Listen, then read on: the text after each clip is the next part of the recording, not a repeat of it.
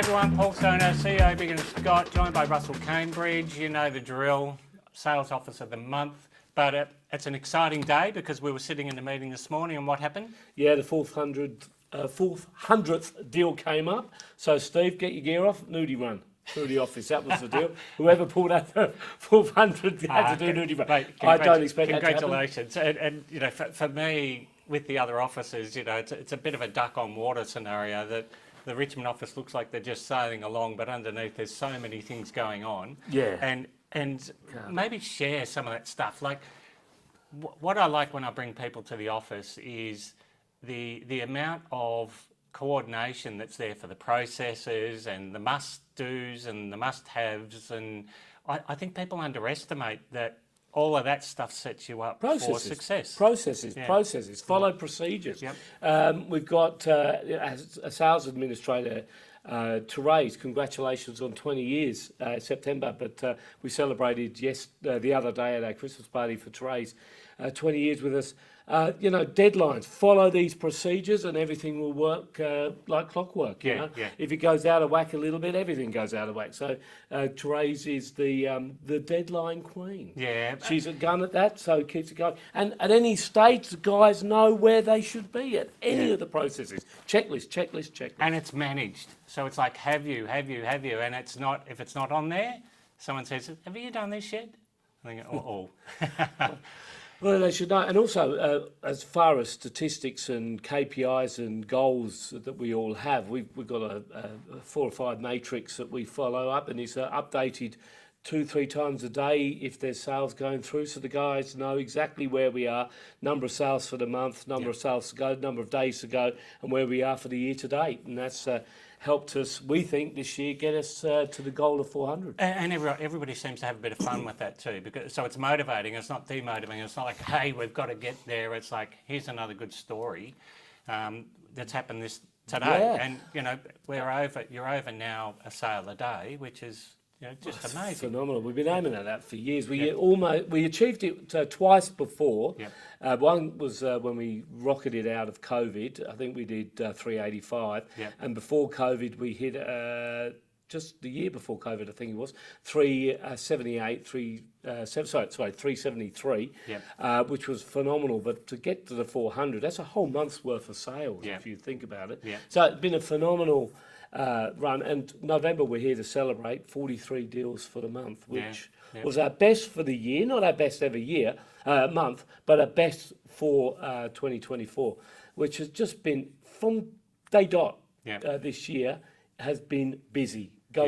Lots of landlords selling. So on that, for anybody that's an office owner, manager watching this video, what have you sort of seen as the non-negotiables or the things that you've really had to keep an eye on to make sure that it fits in, like it keeps the wheel going? Yeah, look, back to aiming at conducting the auction process again, having the structure around the auction, the full-week campaign, fourth Saturday, the actual auction. However, that said, that's a process. That's part of an auction is not actual an event; it's a process, right?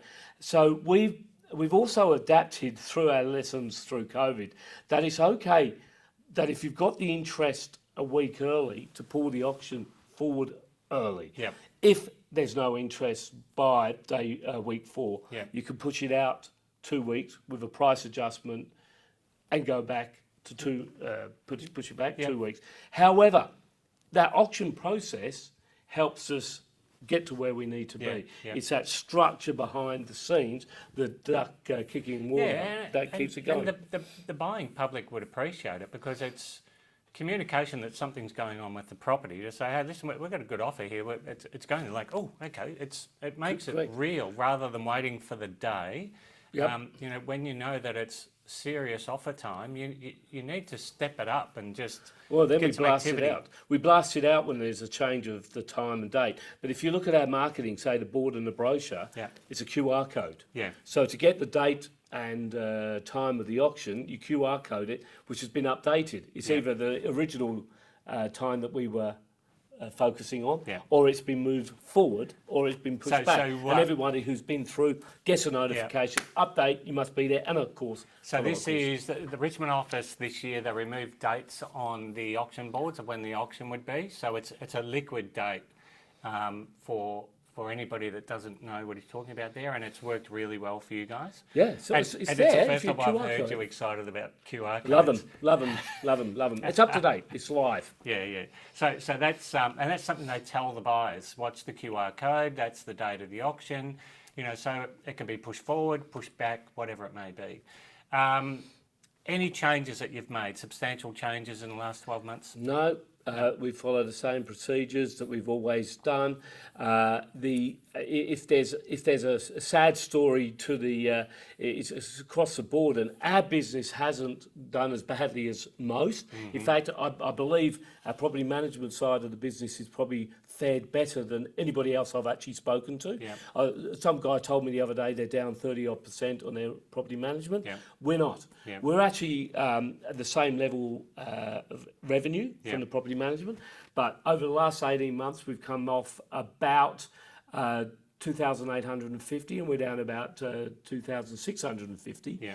But we're replenishing a lot of the property management. Yeah. We're selling a lot, but we're gaining property management back. Yeah. So it's a net loss, but we're actually making the same revenue as Yeah. we Well, it replenish, makes and sense rents that are there's rising, etc. 200 less investors in the market right now Yeah. with our economy.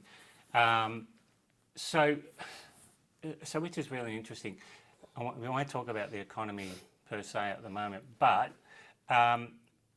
the office, or you guys in particular, address things as they change. So we always say that you've got to pivot, and everybody hates that word, but you guys embrace any of the positivity that drives the team down certain paths. Yeah, look, if you keep an eye on things as thoroughly as we do, as I mentioned before, the WhatsApp chat with the sales that are happening, Yep. but also Nicole gives me regular catch-ups on how many sales we've got in the pipeline for settlement, how much is in the sales trust account, what the forecast is for our own internal revenue income streams.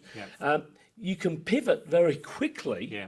If you're on top of it all. Yeah. So we keep an eye right across the board, and we know when to react, we know when to jump, when to slow down, when to speed up. And look, but the fact of the matter is, the guys are very good at keeping everything rolling, Yeah. churning, Yeah. so that if there is a drop off, we're not affected by it. We're still so busy. Like, we try and do as many open for inspections, a simple one, Yeah. as many open for inspections on the weekend as possible. Yeah. As possible. And the good quality properties, they're open not only Saturday and Sunday, Sunday, because there's people out there wanting to see them, Yeah. and there's even if they're not buyers, they could be a seller or a neighbour that you get to meet as well. So, and the buyers from the Saturday will come back for another look on the Sunday with mum and dad because they're particularly interested. So it's a great windfall. And more opens. And then come Monday, what is great in the office is you see people following the callback processes of, the open for inspection callbacks, the 3-day callback, the sold and listed as they happen callbacks or calls. They just really smash out the correct process. All on Monday. And it creates so many opportunities. Yeah, sales meeting Monday morning, property run Monday morning. Keith's pies for Ed's heartburn on Monday morning, and then then there's no, if we can avoid it, no appointments Monday afternoon, Monday evening, because we want to get the callbacks and the follow-up done and dusted. Some of the teams like to do a text message to everybody who went through as buyers anyway, so they want to update the system from the replies they've had overnight, Sunday night through to Monday morning. But Monday's a write-off from the start, so we're ready to go for the appointments again, Tuesday, Wednesday, Thursday, and open for inspections. And then Friday's preparation again, of course. For the but following it's weekend. amazing how it's all just so replenishing. It just keeps on replenishing the opportunities or just stock levels, which is amazing. congratulations to the team. Amazing year, 400 sales today. It's probably be 401 by the time you leave here. But that's an amazing achievement to everybody in property management. You know, also incredible achievement because it's not easy in this all economy the changes. to be. Oh my gosh, the changes they've had to navigate through. Well done, guys. The property management team, from admin through to leasing, through to BDM, through to maintenance, and of course the property managers. You're all legends. Yeah. So pat on the back and get ready to do it again next year. 2025, here we come. Congratulations, Russell. Thanks, Paul. Cheers, everyone.